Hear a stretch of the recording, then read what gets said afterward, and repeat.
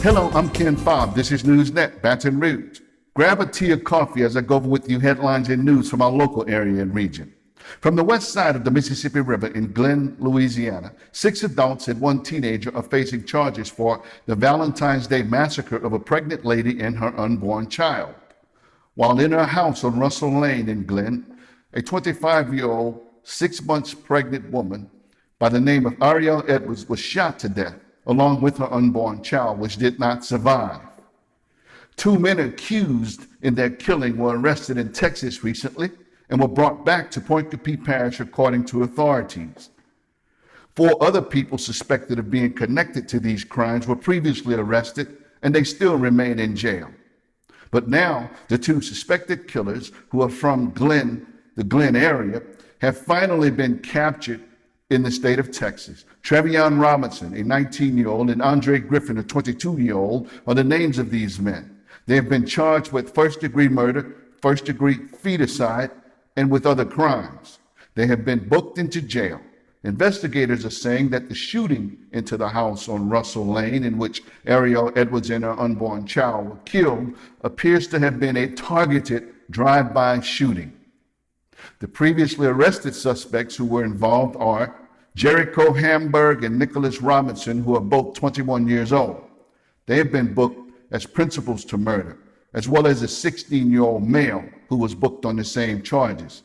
Danielle Claiborne, a 38-year-old, has been booked as an accessory after the fact to these crimes. However, one other person by the name of Tanya Robinson, a 47-year-old from Urbanville, is still wanted by authorities as an accessory to the crimes, but has not yet been located or arrested. The investigation is ongoing, and anyone with information as to the whereabouts of Tanya Robinson is asked to contact the Point Coupee Parish Sheriff's Office immediately. Carl Weiss Jr., the son of the man who was the assassin of Governor Huey P. Long, has died at the age of 84. But until he died, Carl Weiss Jr. questioned whether his father was the actual assassin of Huey P. Long. He was a 3-month-old infant when Huey P. Long was shot to death inside of the Louisiana State Capitol building on September 8, 1935. Once he became an adult, he authorized what turned out to be an inconclusive investigation into whether his father, Dr. Carl Weiss, was the real assassin. In the early 1990s, he agreed to let Washington, D.C. forensic scientist James Starrs re-examine the shooting. And at a public forum on the 75th anniversary of the assassination of Governor Long, Carl Weiss Jr. publicly stated that he did not believe his father fired the fatal shot or that his father even carried a gun into the state capitol that night. He went on to say and maintain throughout his lifetime that his father was simply not capable of a political killing. But nonetheless, historically and officially, the state police found and still maintains that his father, Dr. Carl Weiss, did kill Governor Long over political and personal differences, and that the bodyguards of Governor Long ended up killing Dr. Weiss during an exchange of gunfire. A jailed East Baton Rouge Parish Justice of the Peace, who has been denied bail by a judge recently for horrific and bizarre domestic abuse allegations, has now also been barred and is being prohibited by the Louisiana Supreme Court from performing any judicial functions as a justice of the peace.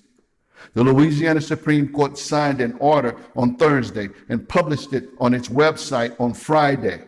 The order states, in essence, that the Supreme Court has disqualified Moses Evans Jr. from exercising any judicial function with salary during the pendency of further proceedings related to his arrest and charges. You may recall Moses Evans is a 55-year-old who served 11 years with the Baton Rouge Police Department until he retired in 1993. He was first elected Justice of the Peace in 2008 and was then re-elected in 2014. His current term is set to expire in 2020, but he remains in jail without bail on accusations from his ex-girlfriend and their children of violent, reprehensible, physical and mental domestic abuse over a period of more than 10 years. I will keep you posted with updates, so stay close. These have been headlines and news from our local area and region. I'm yours truly, Ken Fobb. I'll see you next time right here on NewsNet, Baton Rouge.